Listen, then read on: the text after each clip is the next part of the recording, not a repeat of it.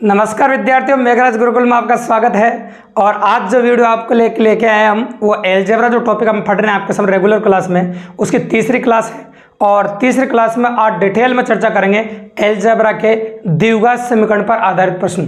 तो आज डिटेल में चर्चा करेंगे दोस्तों, किस प्रकार से गुणनखंड एग्जाम में पूछे जाते हैं, किस प्रकार से इसमें एक्स की वैल्यू से रिलेटेड एग्जाम में क्वेश्चन पूछे जाते हैं, तो किस किस प्रकार के क्वेश्चन आज से एग्जाम में पूछे गए हैं, ये क्या पूछे जा सकते हैं, उन सब के बारे में इस वीडियो में डिटेल में बात करने वाले दोस्तों। अगर वास्तव में आपको द्विघात समीकरण से रिलेटेड प्रॉब्लम्स बचपन से रही हो दोस्तों, तो इस वीडियो को कंप्लीट देखना, एंड तक देखना। और द्विघात समीकरण से रिलेटेड मैं गारंटी लेता हूं दोस्तों, और 100% आपसे कहता हूं, अगर द्विघात समीकरण से रिलेटेड कोई भी क्वेश्चन अगर आपके पेपर में आता है, चाहे आप किसी भी एग्जाम की तैयारी कर रहे हैं, तो मेरी गारंटी है आज के बाद इस वीडियो को पूरा देखने के बाद आज से रिलेटेड आपको द्विघात समीकरण से रिलेटेड कोई भी क्वेश्चन गलत नहीं होगा दोस्तों। तो चलो शुरू करते हैं बिना वेस्टेज के टाइम को, और द्विघात समीकरण पर रिलेटेड बातें करते हैं अपन। तो सर शुरुआत करते हैं बिल्कुल सिंपल सी बात से, और शुरुआत करते हैं बिल्कुल इजी क्वेश्चन से। तो मैंने एक द्विघात समीकरण लिखी है आपके सामने। द्विघात समीकरण इसे कहते हैं अपन एक्स स्क्वायर प्लस अपन कह सकते हैं 5x प्लस 6 ऐसे लिख दिए। ये एक द्विघात समीकरण है, इसको अपन ने सोल्व करना है। अब इसको सोल्व करने के दो तरीके बताएंगे हम आपको, और दो तरीके से इसको हम सोल्व कर सकते हैं। तो इजी ऑफ वेरिएंट है, पॉसिबिलिटी वैसे बताएंगे अपन। लेकिन इसको बताने से पहले आपको बता दें, क्योंकि एक बार LDC 2013 के अंदर राजस्थान के अंदर डायरेक्ट क्वेश्चन पूछा था, श्रीधराचार्य विधि का सूत्र लिखिए। डायरेक्ट ही पूछा गया था श्रीधराचार्य, तो डायरेक्ट ही क्वेश्चन था विधि का सूत्र। तो आप कोई से भी एग्जाम की तैयारी कर रहे हो, कोई फर्क नहीं पड़ता दोस्तों। और ये जो क्वेश्चन पूछा था LDC राजस्थान के अंदर पूछा गया क्वेश्चन था, काफी बिल्कुल जेन्युइन क्वेश्चन था। क्वेश्चन में कोई बड़ी बात नहीं थी, लेकिन जो इसके ऑप्शंस थे वो काफ़ी अच्छे थे। और आप अच्छी तरह जानते दोस्तों कि हम वीडियोज़ को जो बनाते हैं तो कमज़ोर से कमज़ोर बच्चों को ध्यान में रखते हुए बनाते हैं, ताकि हमारे वीडियोज़ के माध्यम से कमज़ोर से कमज़ोर बच्चे जिनके पास या पैसा नहीं है वो बच्चे भी लाभ उठा सके और कंप्यूटर एग्जाम की तैयारी बेहतर तरीके से कर सके दोस्तों। तो शुरुआत वही कर रहे हैं अपन। इसमें 4 ऑप्शन दिए गए थे, ऑप्शन काफ़ी मज़ेदार थे। और इसमें बोला था -b, इस प्रकार से बोला था -b minus under root B square minus 4ac upon 2a। इस प्रकार से पहला ऑप्शन था। ऑप्शन थोड़ा दूर दूर लिख देते हैं अपन। ये मैंने बी ऑप्शन लिख दिया आपके सामने। यहाँ पर -b plus under root B square minus 4ac upon 2 है। ऑप्शंस में ज़्यादा अंतर नहीं था, ऑप्शन में हल्का हल्का अंतर था। -b plus minus B square plus 4ac upon 2a, ये था आपका। और इसके बाद एक ऑप्शन और जनरेटेड था, उसको भी लिख देता हूँ मैं आपके सामने। -b plus minus under root B square plus 4ac upon 2a, ये मैंने आपके सामने लिख दिया। इस प्रकार से टोटल ऑप्शन थे आपके, और यहाँ पर एक माइनस कर देते ताकि दोनों ऑप्शन सेम नहीं हो, थोड़ा अलग हो जाए। तो इस प्रकार श्रीधराचार्य विधि का सूत्र लिखिए। ये 4 ऑप्शन आपको दिए गए थे। तो एग्जाम के अंदर 4 ऑप्शनों को दिया गया था। और एक और बात आपको बता दें फॉर काइंड इन्फॉर्मेशन, जो आपकी द्विघात समीकरण होते हैं जिसको आप डिटेल में पढ़ने जा रहे हैं, वो इस रूप में होती है ax square plus bx plus c। ये इस रूप में होती है आपकी द्विघात समीकरण ax square plus bx plus c।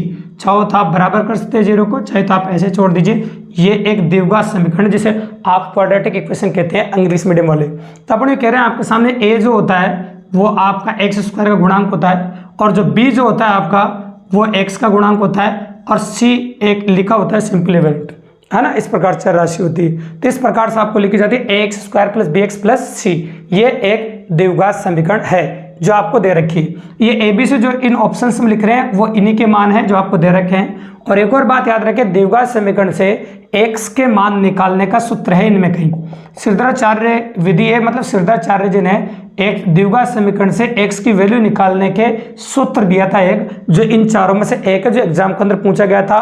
और राइट आंसर आपका ऑप्शन नंबर डी है, जो एंड में रखा मैंने, -b plus minus under root B square minus 4ac upon 2a।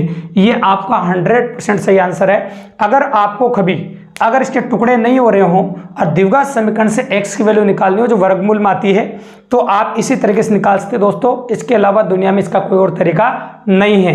अगर आपके इसके गुणनखंड हो रहे हो तो हम गुणनखंड कर देते हैं, अगर गुणनखंड नहीं हो रहे हो तो फिर आपको श्रीधराचार्य विधि से क्वेश्चन को सोल्व करना पड़ेगा और वर्गमूल में आंसर आता है उसका। ठीक है दोस्तों, तो वो इससे निकलता -b plus minus √b² minus 4ac/2a। तो इस क्वेश्चन से अपने दो फायदे हो गए। पहला फायदा यह है कि आपकी x की वैल्यू फाइंड करने का जो है जिसमें गुणनखंड नहीं बनते वो किससे करते हैं, तो इस सूत्र से करते हैं दोस्तों, -b plus minus √b² minus 4ac/2a। और हमारा बताने का जो अंदाज है थोड़ा अलग है, हमने क्वेश्चन के जरिए बताया ताकि एग्जाम में डायरेक्ट भी अगर क्वेश्चन पूछ ले इस प्रकार से रिलेटेड, जो LDC 2013 में आ चुका है राजस्थान में, तो अगर आपको पूछ ले तो आप डायरेक्ट भी जवाब दे सकते हैं। तो इसलिए इस प्रकार से ऑप्शंस दिए गए थे, काफी अच्छे बनाए गए थे ऑप्शंस, हल्का हल्का माइनस प्लस का अंतर किया गया था और क्वेश्चन को काफी मजेदार बनाने की कोशिश की गई थी। ठीक है, तो इस प्रकार से ये आपका आंसर हो गया और ये आपकी द्विघात समीकरण है। तो दोस्तों पहले तो आपको गुणनखंड बनाना सिखाएंगे अपन, और जो क्वेश्चंस होते हैं एग्जाम के अंदर उनमें इजीली गुणनखंड बन जाते हैं जहां पर x की वैल्यू आपसे पूछी जाती है, और जहां पर गुणनखंड पूछ जाते हैं वहां भी बन जाते हैं। तो ये मेजर केस में काम आता है आपका ये सूत्र जहां पर गुणनखंड नहीं बनते हैं। तो चलो शुरुआत करते हैं अपन। करना क्या होता है द्विघात समीकरण में, कमजोर से कमजोर बच्चा जिसने बचपन में भी द्विघात समीकरण में ध्यान नहीं दिया वो भी गौर सुनना क्या कहना चाह रहे हैं अपन। अगर मेरी बात को आपने गौर सुना तो क्वेश्चन इजीली कर पाएंगे और काफी आसानी से अप्रोच कर पाएंगे। देखिएगा दोस्तों, तो मैंने बीच में जो लिख रहा है उसको गौर से देखिए, मैंने लिखा है यहाँ पर 5x। अब आपको करना क्या होता है द्विघात समीकरण वो देखिए आप 5x जो लिख रहा है इसके ऐसे टुकड़े करो, आई रिपीट 5x के आप ऐसे टुकड़े करो तो जोड़ने पर तो 5 आने चाहिए और गुणा करने पे 6 आना चाहिए। ऐसे दो टुकड़े बताने 5 के आपको, तो जोड़ने पर तो क्या आना चाहिए 5 आना चाहिए और गुणा करने पे 6 आना चाहिए।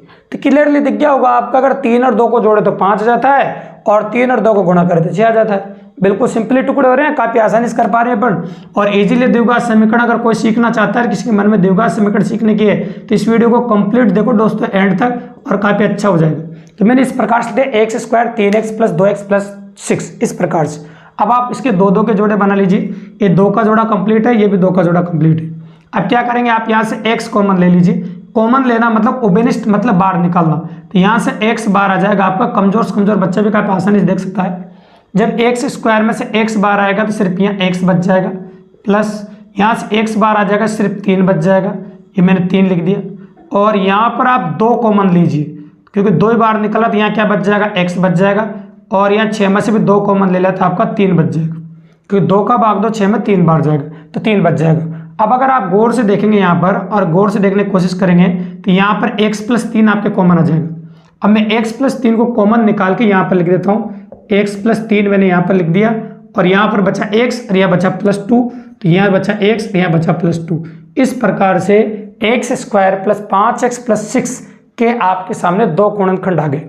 अगर एग्जाम वाले ये पूछे आपसे कि दी गई द्विघात समीकरण के गुणनखंड बताइए, डायरेक्ट एग्जाम के अंदर क्वेश्चन आ जाए कि दी गई द्विघात समीकरण के गुणनखंड बताइए, आपको गुणनखंड बताने हो, यानी क्या बताने हो गुणनखंड। क्वेश्चन एग्जाम में 2 प्रकार से आते हैं द्विघात समीकरण पे, तो क्लियर कर रहा हूं मैं आपको। अगर एग्जाम में कैसा भी आ जाए आप इजीली कर सकते हैं। अगर आपसे गुणनखंड पूछे या फैक्टर्स पूछे आप, तो ये आपका आंसर हो गया और दिए गए 4 विकल्पों में से एक विकल्प में ये आपको आंसर मिल जाएगा। जो 4 विकल्प आपको दे रखे हैं उनमें से आपको एक विकल्प में आपका आंसर मिल जाएगा और ये आपके 2 गुणनखंड हो गए, इजीली अप्रोच कर सकते हैं। एक तो क्वेश्चन पूछने का तरीका ये होगा दोस्तों, बिल्कुल सिंपल और काफी आसान है। और दूसरा क्वेश्चन पूछने का तरीका ये रहेगा कि आपको x की वैल्यू फाइंड करनी पड़ेगी। कहीं ना कहीं x की वैल्यू काम आ रही होगी, जो थ्योरेटिकल क्वेश्चन जो एंड में करेंगे अपन, तो थ्योरेटिकल क्वेश्चन करते हैं तो वहाँ पर x की वैल्यू काम आती है। तो x की वैल्यू अगर आपको काम आ रही हो तो आप क्या कर सकते हैं कि एक बार तो x + 3 को 0 को बराबर कर दो और एक बार x + 2 को 0 को बराबर कर दो। जब ये 3 उधर जाएगा तो माइनस का होगा और ये 2 इधर जाएगा वो भी माइनस का होगा, इसलिए x की 2 वैल्यू आ जाएगी आपकी -3 और -2। तो हमेशा याद रखिएगा द्विघात समीकरण में x के 2 ही मान आते हैं दोस्तों। द्विघात समीकरण में जो x की जो वैल्यूज आती है या x के जो मान आते हैं वो हमेशा 2 ही आते हैं। ये बात का विशेष तौर से ध्यान रखिएगा, जो मान दिए जाते हैं वो 2 ही आते हैं। जैसे यहाँ पर आया आपका -3 और -2, 2 वैल्यू आ गई। और एक बात याद रखिएगा, जब आप कोई भी क्वेश्चन करेंगे एग्जाम के अंदर, जो थ्योरेटिकल क्वेश्चन आएगा एग्जाम के अंदर, उसके अंदर 2 मान जरूर आएंगे आपके, लेकिन एक मान हमेशा प्लस में आएगा और एक मान आपका माइनस में आएगा। और जो प्लस में जो मान आएगा वो आपका आंसर होगा दोस्तों, माइनस वाला नहीं। जो प्लस में जो वैल्यू आएगी आपकी वो आपका आंसर होगा, माइनस वाला नहीं। वैसे तो दोनों ही सही है, लेकिन गणित में कहा जाता है द्विघात समीकरण में कह सकते हैं मोर पॉसिबल और more correct answer is positive answer. More possible और more correct answer is positive answer. तब पॉजिटिव मान लेंगे आपके सामने और पॉजिटिव मान हमको लेना पड़ेगा। ठीक है दोस्तों, तो यहाँ पर तो दोनों ले रहे हैं। खैर आपका द्विघात समीकरण सोल्व करना सिखा रहे हैं, तो पहले क्वेश्चन में अपन ने द्विघात समीकरण सोल्व करना सिखाया। अब क्वेश्चन नंबर 2 एक और ले रहे हैं, उसमें फिर आपको द्विघात समीकरण सोल्व करना सिखाएंगे अपन, तो उसी के बारे में बात करेंगे। तो मैंने लिखा 3x² ठीक है।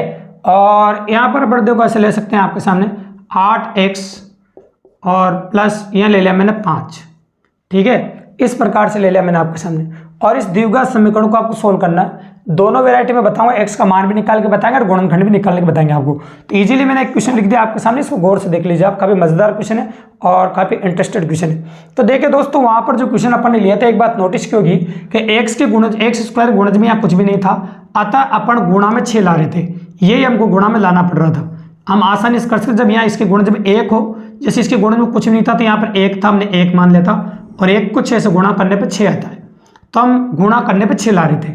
लेकिन यहाँ तो 3 है, इसलिए आपको क्या करना पड़ेगा, 3 को 5 से गुणा करना पड़ेगा। तो 3 को आपने 5 से गुणा कर दिया तो ये आ गया आपका 15। अब आपको क्या करना पड़ेगा, 8 के ऐसे टुकड़े करो जो जोड़ने पर तो 8 आए और गुणा करने पर 15 है। तो 8 के ऐसे टुकड़े करो तो जोड़ने पर तो 8 आ जाए और गुणा करने पर कितना आ जाए आपका 15 आ जाए।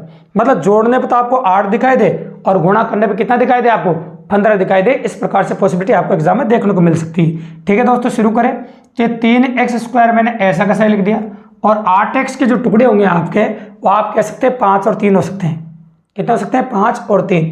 तो 5x 3x तो 8x हो जाएगा और गुणा करेंगे तो आपका 15 आ जाएगा। तो मैंने लिखा 5x प्लस 3x प्लस 5, ये ऐसे लिख दिया। अब हम दो दो के जोड़े बना सकते हैं आपके सामने यहाँ पर, और इजीली अपन ने दो दो के जोड़े बना दिए आपके सामने।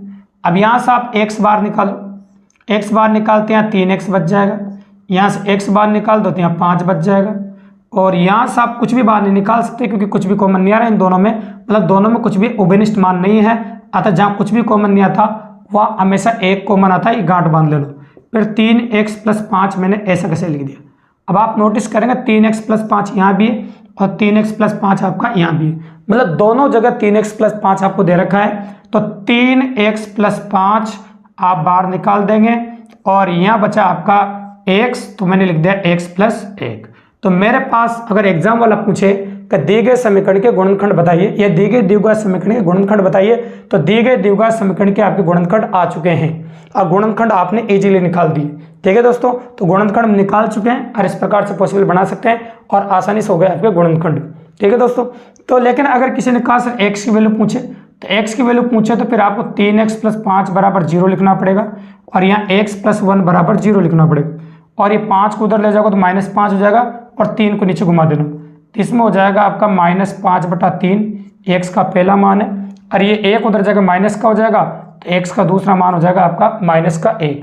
अतः x की दो वैल्यूज अपन निकाल चुके हैं। अगर गुणनखंड आपसे पूछता तो गुणनखंड तो आपको यहीं आ चुके थे, दोनों गुणनखंड आप दिए गए 4 विकल्पों में से एक विकल्प में आपको मिल जाते, और अगर x की वैल्यू आपसे पूछी जाती तो x की वैल्यू अपन यहाँ पर निकाल चुके हैं। तो इस प्रकार से आपकी x की वैल्यू होती है। ठीक है दोस्तों, इसके बाद अगर आगे बात करें, हम आपके सामने किसी ने कहा कि सर गुणनखंड निकालने को बोलेगा तो गुणनखंड इजीली निकाल देंगे, और x की वैल्यू अगर पूछेगा तो मैं x की वैल्यू भी निकाल सकते हैं। दोनों चीजें आप बता चुके हैं, बहुत अच्छी बात है, सूत्र भी आप बता चुके हैं। लेकिन किसी बालक ने कहा कि सर कई बार एग्जाम के अंदर क्या होता है कि भाषात्मक क्वेश्चन आता है, मतलब लैंग्वेज में क्वेश्चन आता है। तो चलो 3 क्वेश्चन आपको लैंग्वेज में बताएंगे अपन, जिसके जरिए क्वेश्चन को पुटअप करेंगे और काफी अच्छा कर पाएंगे, देखिएगा आप।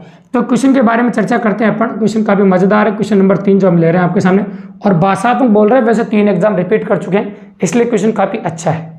ठीक है, तो क्वेश्चन की लैंग्वेज में बोल रहा हूँ आपके सामने, स्क्रीन पर चलेगी, आपकी लैंग्वेज टेंशन मत लीजिए। तो मैं क्वेश्चन जैसे लैंग्वेज बोलता जाऊंगा उसके साथ साथ उसकी समीकरण में बनाता जाऊंगा ताकि क्वेश्चन इजीली अप्रोच कर सके अपन।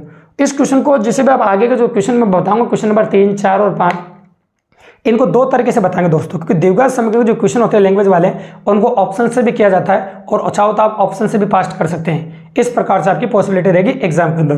तो चलो शुरुआत करते हैं अपन, ऑप्शन से भी आप करेंगे और ऑप्शन से करोगे तो ज़्यादा बेटर रहेगा मेरे हिसाब से, काफ़ी स्पीड से आप कर पाएंगे। ठीक है, तो क्वेश्चन की लैंग्वेज अपनी ये रह रही है कि मान लो सपोज करो कि प्रैक्टिकली अप्रोच करें कि मानो एक ऊँटों का झुंड है, यानी एक ऊँटों के झुंड की बात कर रहे हैं, तो मैं कह रहा हूँ ऊँटों के झुंड का 1/4, लैंग्वेज सुनना, ऊँटों के झुंड का 1/4 जंगल में देखा गया, ऊँटों के झुंड का 1/4 जंगल में देखा गया, तथा ऊँटों के झुंड के वर्गमूल का दुगना पहाड़ों पर चला गया, ऊँटों के झुंड के वर्गमूल का दुगना पहाड़ों पर चला गया, और बोला शेष 15 ऊँट नदी के किनारे देखे गए, शेष 15 ऊँट कहां पर देखे गए, नदी के किनारे देखे गए।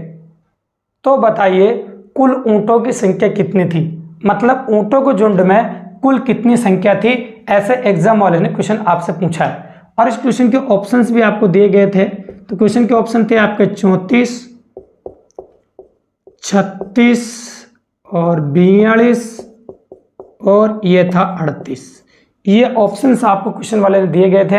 अब एक बात गांठ बांध लेना दोस्तों, सबसे इंपॉर्टेंट बात ये कि जो सेकंड लाइन बोली ना आपने आना, वो काफी मजेदार फाड़ वाली, ऊँटों के झुंड के वर्गमूल का दुगना।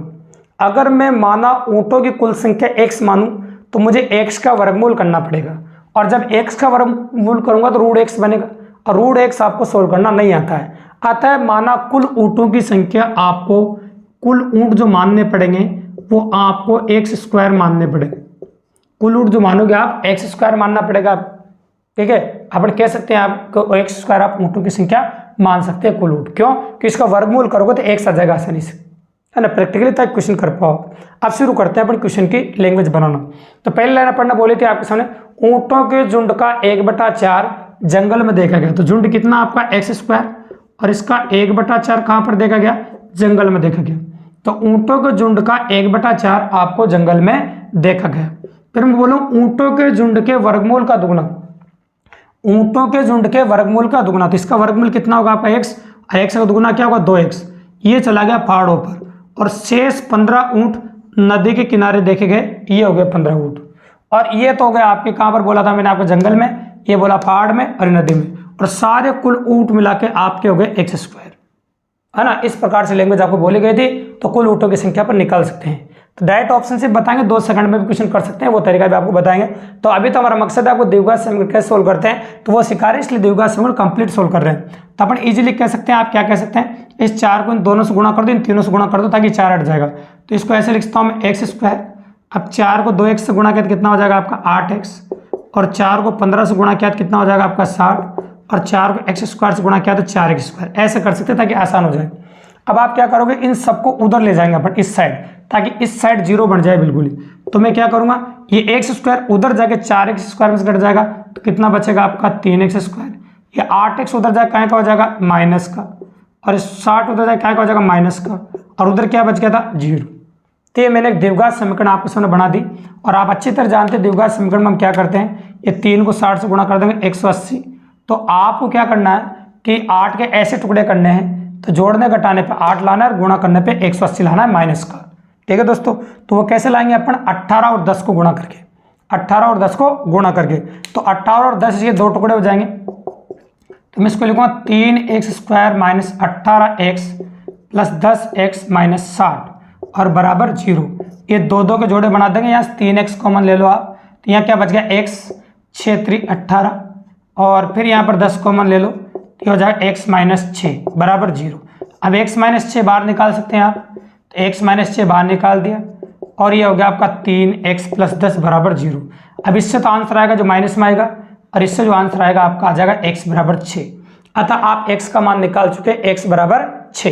तो x की वैल्यू जो अपन निकाली है वो आ गया आपका x बराबर 6, मतलब x का जो मान होगा आपका वो हो जाएगा आपका x बराबर 6, ठीक है। तो इस प्रकार से पुट ऑफ वेरिएंट हम ले सकते हैं। तो जो x की वैल्यू है आपकी वो हो गया आपका x बराबर 6, ठीक है। अब आप कह सकते हैं कि कुल ऊँटों की संख्या कितनी होगी, तो x का मान 6 निकाल दें तो कुल ऊँटों की संख्या हो जाएगी आपकी 6², मतलब कुल ऊँटों की संख्या होगी आपकी 36। अब एक बात गांठ मान लेना, दोस्तों जैसे आपको पता चल रहा था, आप कह रहे हैं कि सर ऑप्शन से कैसे कर सकते हैं, तो ऑप्शन से तो मात्र प्लग झपकते 2 सेकंड के अंदर क्वेश्चन को कर सकते हैं, क्योंकि ऑप्शन ही आपको दे रहा है आंसर, तो आपको इतना कुछ करने की जरूरत ही नहीं पड़ेगी। अब मैंने ऐसा बता जरूर दिया, लेकिन आपको ऐसा करने की बिल्कुल भी जरूरत नहीं है, इसलिए बताया क्योंकि आपको द्विघात समीकरण सोल्व करना सिखा रहे थे। समीकरण द्विघात समीकरण बनते कैसे हैं, अरे क्वेश्चन किसके ऊपर, इसलिए बताया था अपन।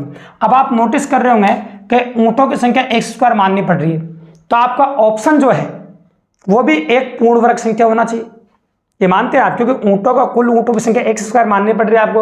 अतः जो ऑप्शन है आपका वो भी एक पूर्ण वर्ग संख्या होनी चाहिए।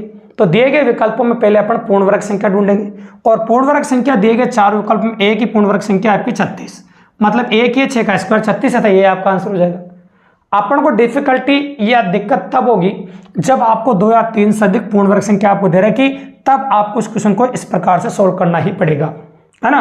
तो आपको तब आपको इस क्वेश्चन को सोल्व करना पड़ेगा, या फिर पहाड़ों पर कितने ऊँट थे, जंगल में कितने ऊँट थे, ऐसा आपसे क्वेश्चन पूछे तब आपको इसको सोल्व करना पड़ेगा। अगर क्वेश्चन डीप में पूछ रहा है तब वैसा करना पड़ेगा। डायरेक्ट कुल ऊँटों की संख्या पूछ रहा है और पूर्ण वर्ग संख्या दिए गए विकल्प में एक ही है, तो आप मात्र 2 सेकंड में भी आप क्वेश्चन का जवाब दे सकते हैं और डायरेक्ट ही आपका आंसर आ जाएगा 36 और काफी इजीली अप्रोच आप कर सकते हैं। ठीक है, कोई दिक्कत नहीं, आसानी से आप कर देंगे।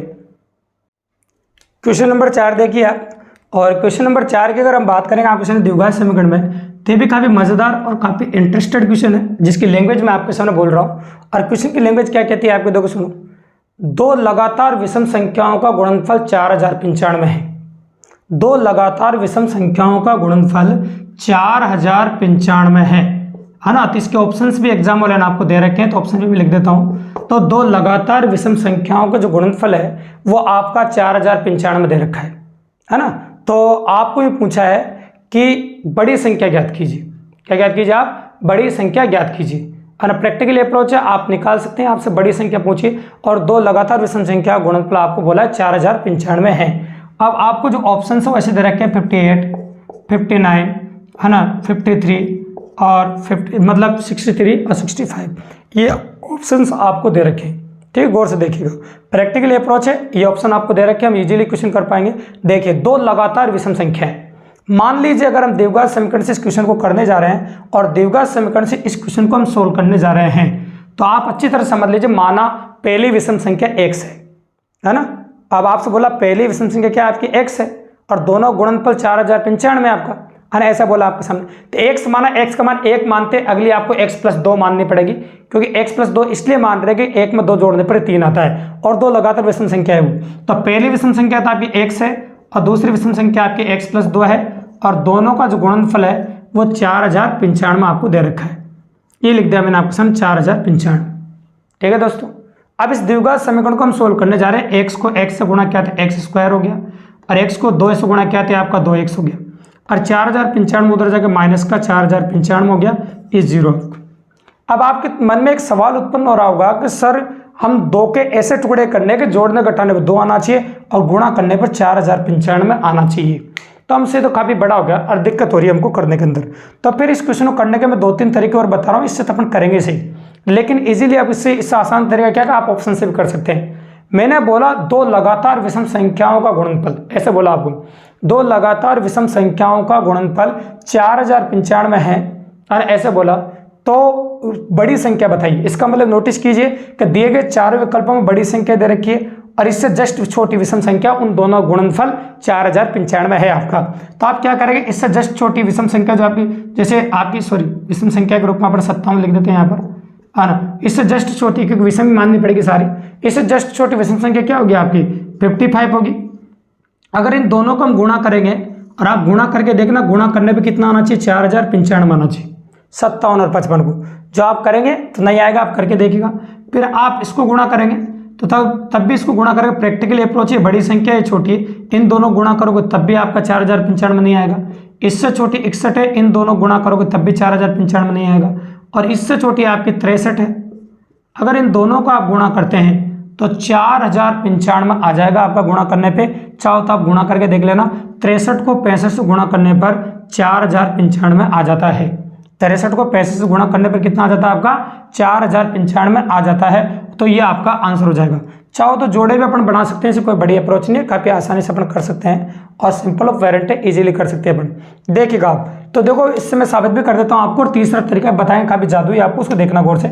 तो पहले तो x² लिखा है, इसके 65 और 63 2 टुकड़े हो जाएंगे इसके, तो 65x माइनस 63x गुणा 4095 बराबर 0। अब दो के जोड़े आप बना सकते हैं, x कॉमन ले लीजिए, x + 65 माइनस 63 कॉमन ले लीजिए, फिर हो जाएगा आपका x + 65 बराबर 0।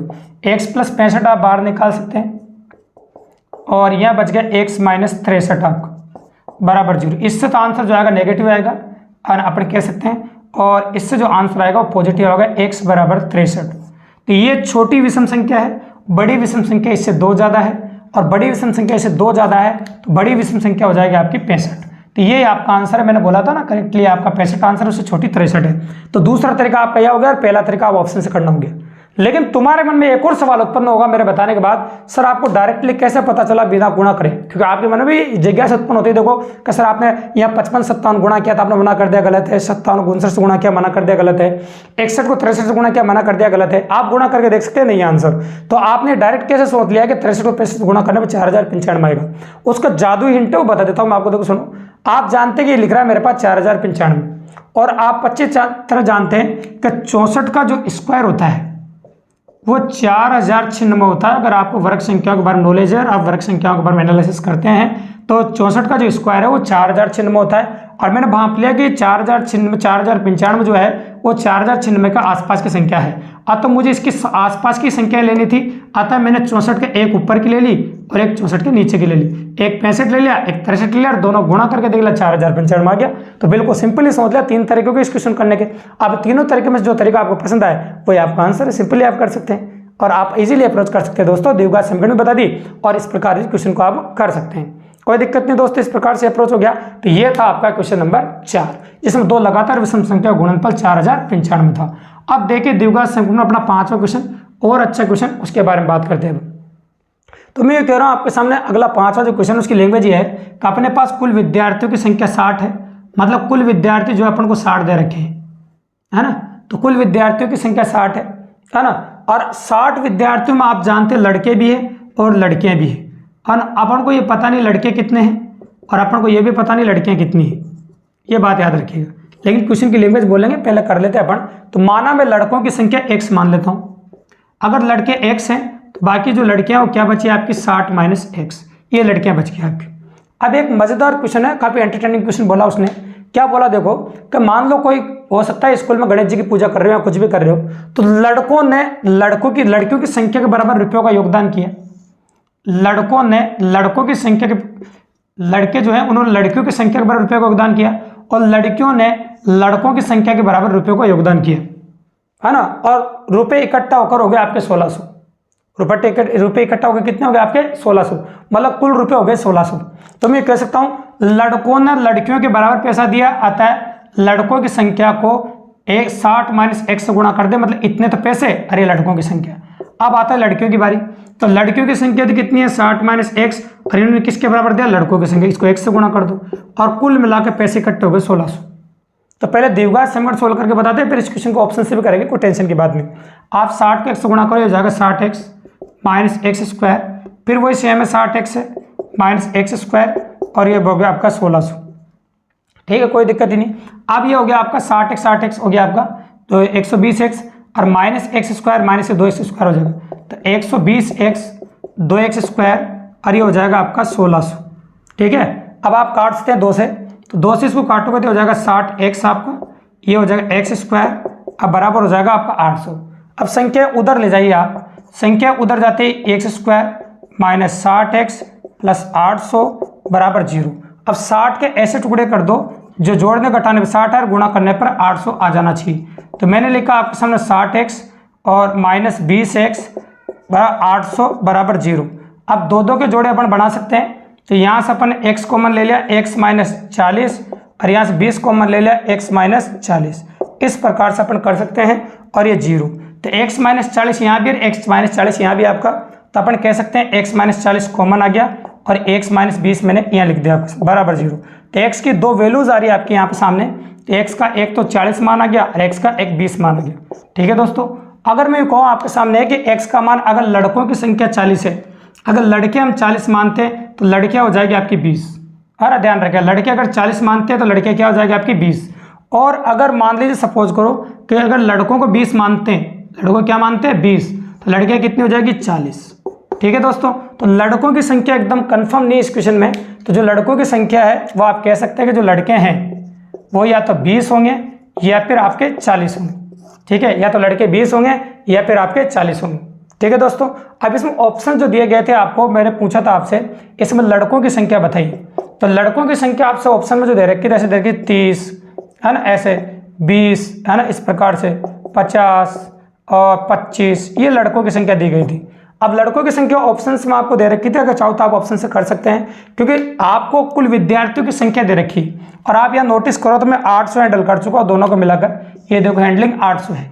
तो मैं ये कह सकता हूँ आपके सामने एक बात, अप्रोच वेरिएंट कीजिएगा और यहाँ भी नहीं करो तो ये 1600 हो रहा है आपका, है ना। तो प्रैक्टिकली अप्रोच के हिसाब से बात करो, आपको 2 हैं तो दुगुना कर देंगे तो 1600 होना ही चाहिए। तो मैं ये कह रहा हूँ आपके सामने कि अगर सपोज करो आप लड़कों की संख्या 30 मानते तो लड़कियां भी 30 आएगी, और 30 को 30 से गुणा करने में 900 होता है। अरे तो गलत है। अब 20 अगर आप लड़के मानते हैं तो लड़कियां 40 माननी पड़ेगी, और दोनों को गुणा करने पर 800 आता है। ये अपन हैंडलिंग में बता चुके हैं आपको। तो इस प्रकार से ये आपका आंसर हो जाएगा। आप चाहो तो डायरेक्ट ही ऑप्शन से भी कर सकते हैं, इस प्रकार से पॉसिबल बना सकते हैं। तो इसलिए काफ़ी मज़ेदार क्वेश्चन था दोस्तों। अगर वास्तव में आपको हमारे वीडियो के जरिए हेल्प मिली हो और आपको मज़ा आया हो और आपको किसी भी एग्जाम को कंडक्ट करने में अच्छा लग रहा हो और किसी भी टॉपिक से रिलेटेड और भी शानदार वीडियोज अगर मेरे से चाहते हैं तो टॉपिक्स को कमेंट बॉक्स में कमेंट कीजिए दोस्तों। अपने दोस्तों को शेयर कीजिए, लाइक कीजिए और अपने दोस्तों को बताइए। मेघराज गुरुकुल यूट्यूब पर बने रहिए दोस्तों, ताकि आगे बेहतरीन वीडियो हम आपके लिए लेकर इसी अंदाज में लेकर आते रहेंगे और आपको मजा आता रहेगा। आपकी स्टडी को कंटिन्यू बेहतर बना सकते हैं और हमारे चैनल के माध्यम से free of cost math reasoning पढ़ सकते हैं दोस्तों आपको। तो मिलते हैं एक नए और शानदार नए वीडियो के साथ। धन्यवाद।